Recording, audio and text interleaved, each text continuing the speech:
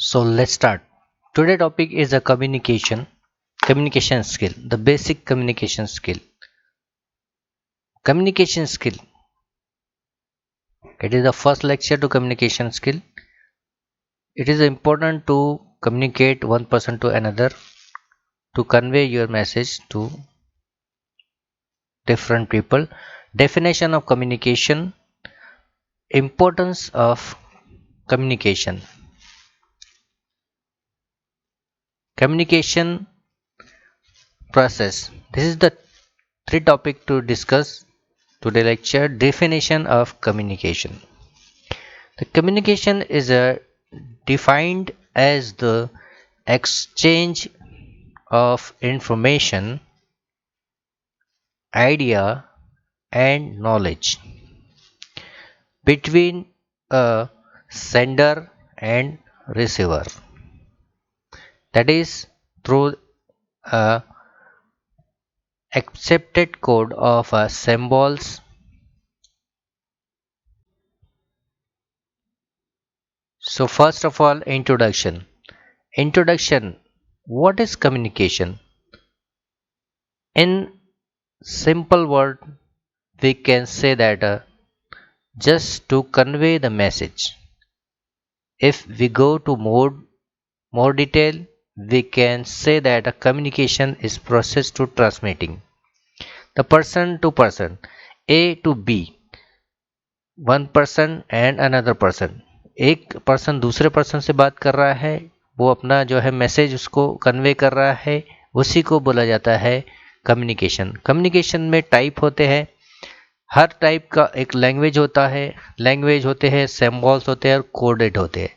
हर किसी का कम्युनिकेशन अलग अलग स्टाइल में होता है, अलग अलग टाइप्स में होता है.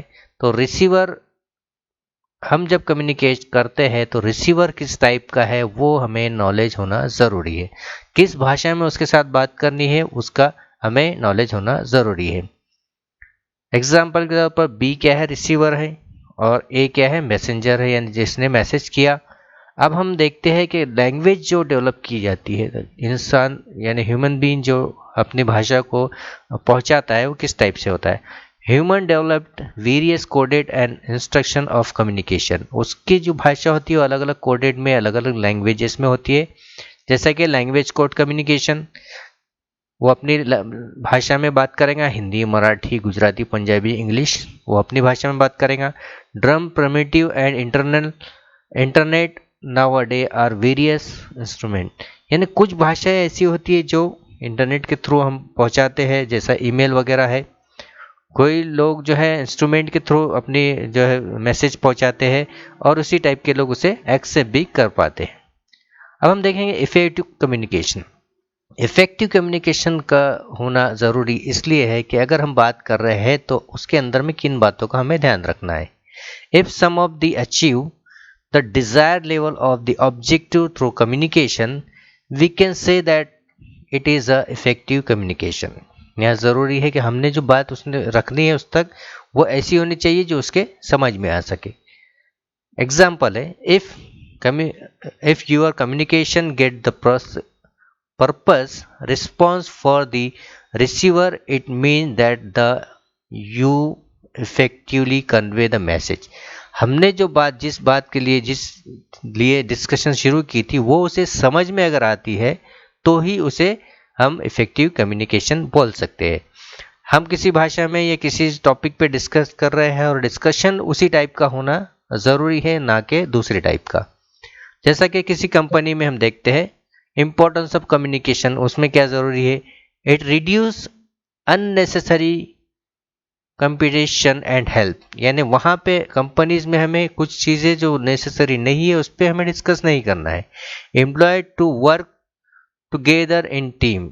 हमें लोगों के साथ बैठकर बात करनी है. जैसे यहाँ पे मैंने एग्जांपल के तौर पे बताया है कि यहाँ पे अगर हम कोई अननोन डिस्कशन करते हैं जो किसी को पसंद नहीं आती, तो यहाँ पे इस तरीके का वाद विवाद पैदा हो सकता है.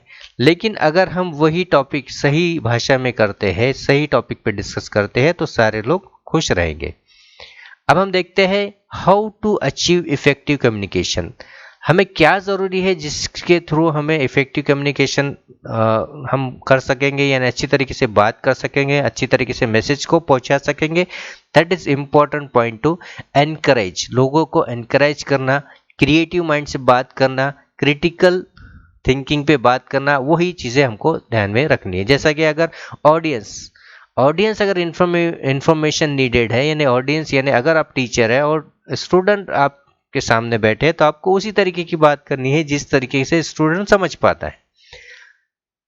कंसिडर ऑडियंस टेक्निकल बैकग्राउंड, अगर सामने बैठे लोग अगर टेक्निकल बैकग्राउंड से बिलोंग करते हैं तो उनको टेक्निकली भाषा में उसे समझाना है, ना कि अदर भाषा में। अगर टेक्निकल पर्सन है और हम आपको गाना शुरू कर देंगे तो वो उनके समझ में नहीं आएगा। कंसिडर ऑडियंस कल्चरल बैकग्राउंड, अगर ऑडियंस कल्चरल बैकग्राउंड को बिलोंग करती है, जेंडर को बिलोंग करती है, तो उसी टाइप से हमें बात करनी ज़रूरी है।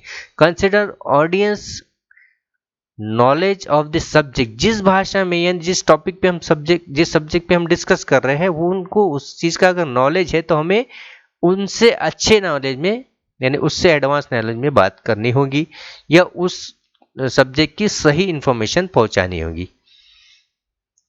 अब हम देखते हैं कि क्या ज़रूरी है, कंपोनेंट्स ऑफ कम्युनिकेशन क्या है। कंपोनेंट्स ऑफ कम्युनिकेशन में 6 चीज़ें आती है। फर्स्ट है कॉन्टेक्स्ट। कॉन्टेक्स्ट में इंटरनल मीन्स और एक्सटर्नल मीन्स होता है। सेकेंड है सेंडर, यानी जो मैसेज भेज रहा है, एनकोड कर रहा है, एनकोडर जिसे हम बोलते हैं। थर्ड है मैसेज। फोर्थ है मीडियम, किस भाषा में हम बात कर रहे हैं, कौन से मीडियम में हम बात कर रहे हैं, उसका हमें नॉलेज होना चाहिए। और नंबर 5 है रिसीवर यानी डिकोडर, जो मैसेज को ले रहा है वो क्या उसे डिकोड कर पा रहा है, क्या वो समझ पा रहा है। और लास्ट में होता है फीडबैक, उसका हमें फीडबैक का लेना ज़रूरी है। क्योंकि हम अगर किसी भाषा पे बात करें, किसी टॉपिक पे बात कर रहे हैं और उसी का हमें फीडबैक ना मिले तो हमें कैसे पता चलेगा कि हमने जो बोला है वो सही बोला है या गलत बोला है। तो इसी तरीके से हमें याद रखना है। कॉन्टेक्स्ट के अंदर में हम देखते हैं context tell a reason for the communication and reason may be internal and external.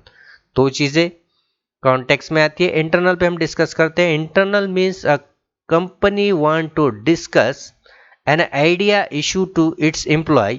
Company discuss कर रही है अपनी आइडिया या अपने इश्यूज के बारे में। That message should be either written और वर्बल, या तो वो लिख कर दे देंगी मैसेज अपने एम्प्लॉयज को, या फिर जनरल भाषा में बोलेंगे वो अपने थ्रू बता देंगी, टोंडी जिसको बोल सकते हैं, उस टाइप से वो बोल देंगी। नेक्स्ट टॉपिक है एक्सटर्नल। एक्सटर्नल होता क्या है? This is the very important topic to discuss. Internal internal context, some query for the stockholder or a firm outside the organization। हमें अपनी जो इंटरनल बातें हैं हमें दूसरों को, ऑर्गेनाइजेशन के बाहर को या फिर स्टॉकेस को या आउटसाइडर जिस किसी को भी बतानी है, तो उसके कुछ चीज़ें होती है जिसके थ्रू हम बता सकते हैं या अपना मैसेज पहुंचा सकते हैं। You may response to the query, अपनी रिस्पॉन्स और उसकी क्यूरी के बारे में हम डिस्कस करना है या हमें मैसेज पहुंचाना है, तो या तो हम ईमेल के थ्रू पहुंचाएंगे, फैक्स भेजेंगे, या फिर हम टेलीफोन के थ्रू बात करेंगे, या उन्हें लेटर भेजेंगे, या फिर उन्हें बुलाकर उनसे बात करेंगे, वर्बल, दैट इज। और भी बहुत सारी चीज़ें हो सकती है। यहाँ पे हमने 5 टॉपिक पे बात की कि ये चीज़ें हो सकती है, इसके थ्रू हम अपना मैसेज पहुंचा सकते हैं। तो ये एक बेसिक इन्फॉर्मेशन थी जो मैंने आपको यहाँ पे बताई है कम्युनिकेशन स्किल के बारे में। नेक्स्ट लेक्चर के अंदर में और भी इसका ब्रीफ इन्फॉर्मेशन आपको दूंगा, इसके बारे में और भी डिटेल डिस्कशन हम करेंगे।